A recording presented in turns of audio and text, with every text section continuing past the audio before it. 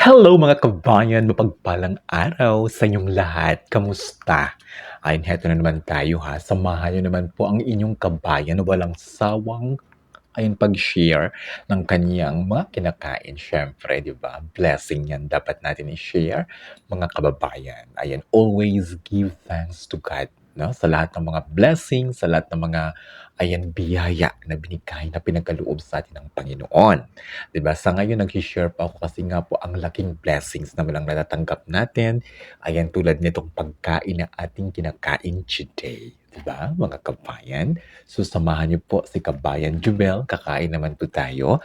Ang ating pagkain ngayon is very healthy. Siyempre, ang ating ulam, vegetable okoy. Shout out po sa ating sponsor ng ating vegetable okoy. Thank you so much. More blessings to come, di ba?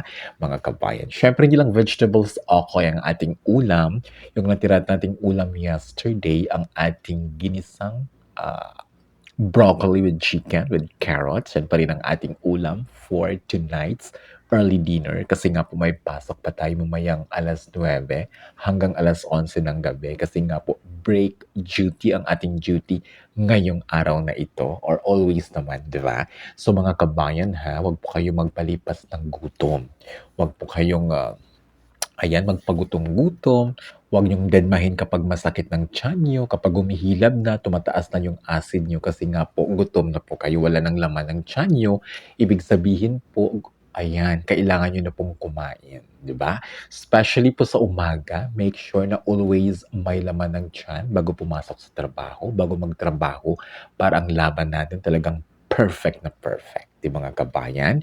So ingatan ang ating sarili, at the same time, pahalagahan ang ating kita, pahalagahan ng ating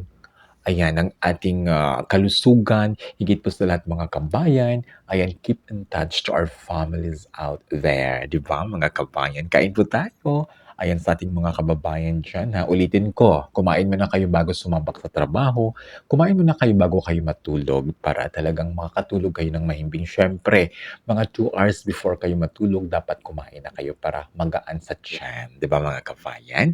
Kain po tayo. Ayan, God bless us all. Ingat po. Ayan mga kababayan. I love you all.